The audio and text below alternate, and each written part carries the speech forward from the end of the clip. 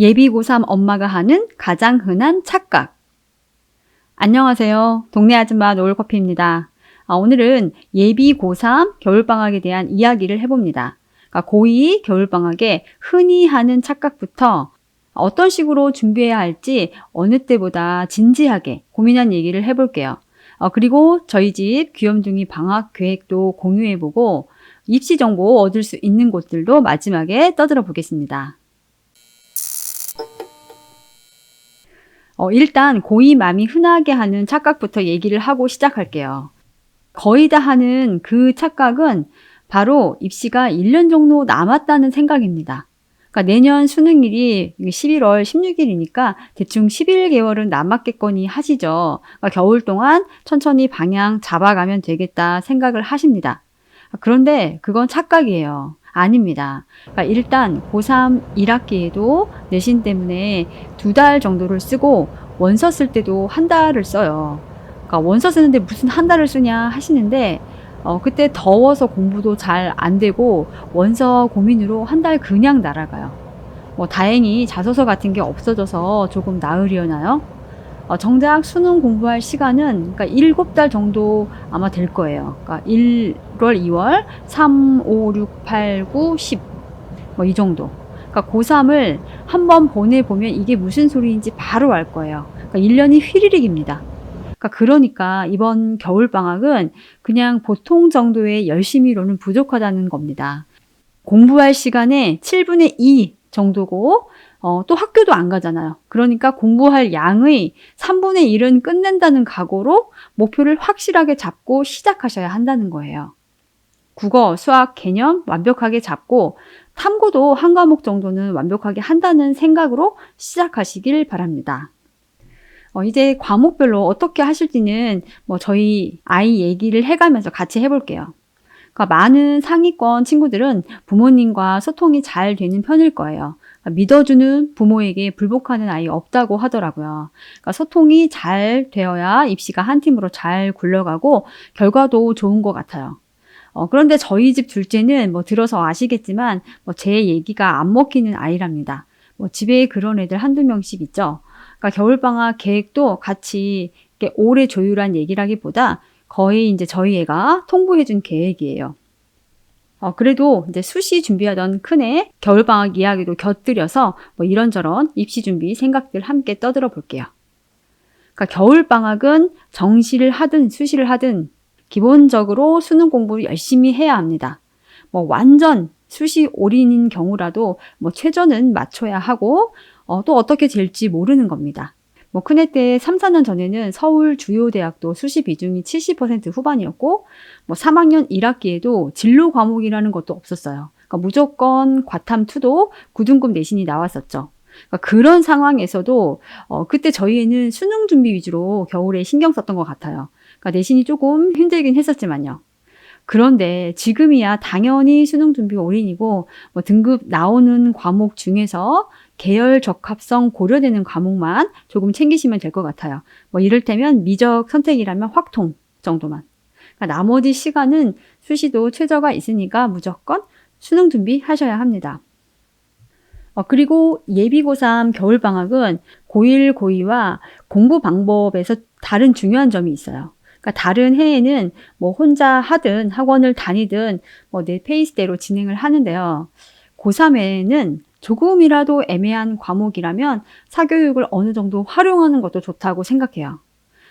이게 사석이 아니라 말하기가 참 조심스러운데요. 일반적으로 이제 경제력을 갖춘 대형 학원 쌤이나 대형 사이트 인강쌤들은 이게 혼자 분석하는 게 아니라 팀으로 운영되죠. 그러니까 우수한 쌤들이 함께 연구소에서 이제 교재를 준비하십니다. 그러니까 기출 분석이든 수능 특강 분석이든. 그러니까 동네 학원에서 혼자 이렇게 분석하셔도 좋은 문제 잘 발굴할 수도 있겠지만 그 최고의 브레인들이 다 같이 모여서 만든 곳이 확률적으로 더 좋은 문제일 거라고 생각이 들어요. 그러니까 학원도 그 연구 투자에 이제 경제력 차이가 나죠.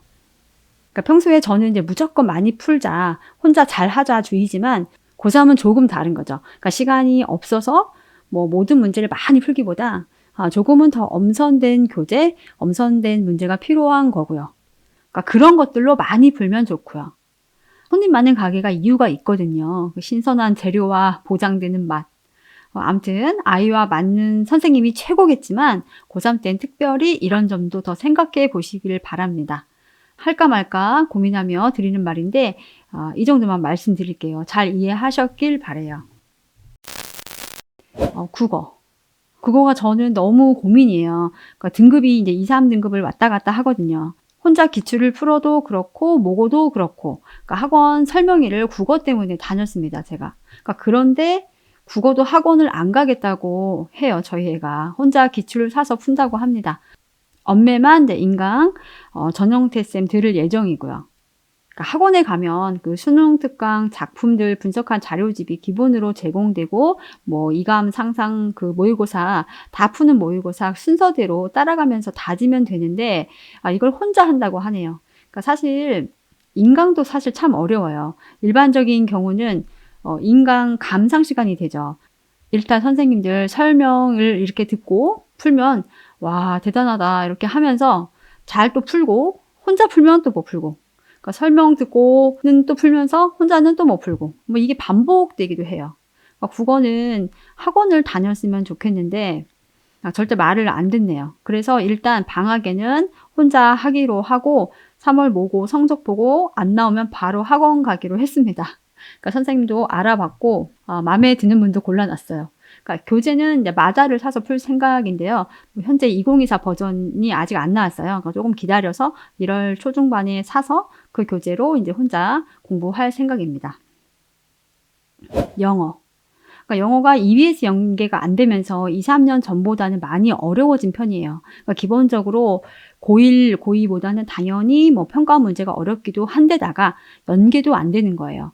그러니까 그래서 고3 되면 그 실력이 민낯이 드러납니다. 그러니까 지난해도 1등급 비율이 8%가 안 되고 그중에 상당수가 또 N수생입니다. 큰애는 뭐 3년 내내 이제 97점 밑으로 내려간 적이 없었거든요. 대부분 다 100점이었고. 그러니까 작은애도 뭐 그냥 웬만하면 그렇게 되는 건 줄 알았는데 그러니까 1등급이 안 나오기도 하네요. 그러니까 공부를 안 한 지가 몇 달이 더 되나 봐요. 그래서 이제 영어도 최소한의 시간을 들여서 효율적으로 이제 보강을 해야 합니다. 이때 다른 과목은 또 기출을 많이 풀어봐야 하는데 영어는 기출을 기계적으로 많이 풀 필요는 없는 것 같아요. 그러니까 기출보다는 뭐 빈칸 추론, 문장 삽입 등 그 논리력 위주의 문제들을 많이 풀어봐야죠. 그러니까 교재는 사실 아직 미정입니다. 의미가 없다는 뭐 수능 특강 가볍게 보고 뭐 기출도 들고 가겠지만 메인은 아니라고 생각이 들어서요. 그러니까 인강 안 들어도 뭐 인강쌤 교재를 할까 고민 중입니다. 수학. 수학은 이제 뭐 M사 현우진 쌤 강의 듣습니다. 학원 다니는 거 아니었냐 하시겠네요. 그러니까 지난번에 수학 그 대형학원 갔다고 실력이 많이 늘었다고 영상을 올렸었는데요. 그 뒤로 바로 그만두었답니다. 이제 뭐 어떻게 공부해야 하는지 알겠다나요? 그래서 10월까지 5개월 정도, 5개월 조금 더 다니고 그만두었습니다. 그리고 이제 지금까지 인강으로 수학을 하고 있어요. 그러니까 이번에 현우진쌤 2024 뉴런 새로 나왔죠. 그러니까 겨울 방학에는 수원, 수투, 미정 모두 혼자 강의 듣고 나갈 생각입니다. 올해도 들었는데, 그러니까 새 책으로 다시 듣는 것 같아요. 수학은 모의고사는 이제 1등급이 안정으로 나오니까 계속 하던 대로 하게 두려고요. 논술 학원은 잠깐 다녀보자고 했는데 그것도 전혀 이제 귀에 들어가지가 않네요. 사실 학군지 그 학원가가 가까우면 현강으로 학원 이용하시는 것도 좋아요. 그러니까 절친 중에 이제 치대간 아드님이 있는데요. 그분은 이제 파주에서 이제 대치까지 학원을 나르시더라고요. 고3 때 바쁜 때인데도요. 특히 그 매 시간마다 시험을 봐서 그 점수가 나오잖아요. 그러니까 뭐 내 위치를 알기 쉽고 또 잘하는 친구들 사이에서 자극도 받기도 좋아요. 그 수업에서 이제 100점을 받으면 이름을 이렇게 호명해주고 그랬나 봐요. 그러니까 그 친구도 내가 꼭 이름을 불리겠다. 막 욕심이 생긴 거죠. 그러니까 처음에는 이제 그 정도 실력이 아니었는데 조금씩 오르더니 드디어 수능 전주에 100점으로 이제 이름이 호명이 되었대요. 그리고 다음 주 바로 수능을 보고 수학이 이제 100점. 그러니까 영화를 찍었더라고요, 아주. 그러니까 잘하는 친구들은 학원을 또 이렇게 이용하면 좋아요. 또 무조건 상위권 쌤 고집하지 말고, 그러니까 3, 4등급 대에서 1, 2등급으로 안착시킬 수 있는 쌤도 있으니까, 맞는 선생님을 찾아서 그렇게 해보시면 좋은 것 같아요. 아무튼 수학에서 이제 킬러 난이도는 낮아지고 나머지 4점짜리 준 킬러들은 조금 더 어려워졌잖아요. 그래서 수학이 이제 공부한 만큼 열심히 한 만큼 성적이 나오는 과목이 된 것 같아요. 그러니까 중상위권 변별이 더 잘 되게 돼서 오히려 더 좋은 방향이라고 생각이 됩니다. 그리고 킬러가 미적보다는 이제 공통 그 수원 수투에서 또 많이 나오잖아요. 특히 수투하고 이제 미적은 연결이 되니까 더 열심히 하는데 수원을 소홀히 하다가 많이 틀린다고 합니다. 그러니까 수원도 소홀히 하지 말고 방학에는 잘 다져야 할 것 같아요. 탐구. 저희 탐구도 인강입니다. 여기까지 떠들면서 참 어이가 없네요. 그러니까 국수, 영탐 전부 혼자 하겠다고 하니 이게 무슨 일입니까? 제가 사교육을 싫어하지만 필요할 때 다녀야 하는데 아이가 말을 안 들어요. 아무튼 탐구도 M사 인강을 듣습니다. 그러니까 선생님들 강의, 개념 강의 듣고 기출 풀고 심화 강의 듣고 기출 풀고 이렇게 할 겁니다. 기출을 여러 번 반복하게 되면 이제 그 다음에 엔제 풀고 그 뒤에 실무 풀고 그리고 또 다시 기출 풀고 계속 반복이죠. 과탐도 수능 때는 생각보다 고전하게 되는 것 같아요. 그러니까 재수생에 비해서 재학생들은 공부도 늦게 시작하게 되고 또 가볍게 보다가 막판에 많이 어려워하더라고요. 그러니까 저희는 또 이공계 지원이라 수학 다음에는 과탐이 반영비가 대부분 높거든요. 그러니까 가볍게 여기지 말고 과탐도 지금부터 중요 과목처럼 의미 있게 보고 열심히 준비하려고 합니다. 제가 그래서 수학 다음에 과학을 물어봐요. 어떻게 잘 되고 있냐? 이렇게요.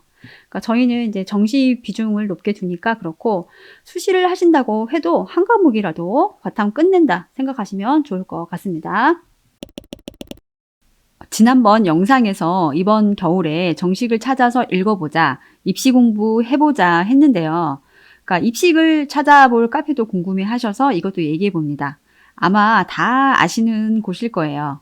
일단 다음에 파파 한달 브루스 카페가 있고 오르비 사이트, 이 중에서 특히 한강의 흐름님 글만 많이 읽어도 준 전문가 되실 겁니다. 그리고 네이버 카페는 뭐 수만이, 데이뿌, 로물콘 뭐 이런 곳이 있고요. 밴드는 이투스 정도가 좋을 것 같아요. 사실 더 있겠지만 이 정도만 잘 읽어보셔도 충분할 거라고 생각해요. 다가오는 방학 아이들과 한 팀으로 잘 보내시길 바라요.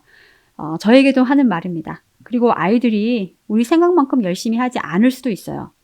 그래도 좋은 말로 소통할 수 있어야 우리가 어른인 거죠. 똑같이 싸우시면 안 됩니다. 특히 올 한 해는요. 간슬개는 꺼내서 냉동실에 넣어두고 입시 끝나면 다시 장착하세요. 아이들 비위도 맞춰주고 얘기도 잘 들어주고 무엇보다 믿어주자고요. 고이 부모님들 우리도 같이 파이팅 해봐요.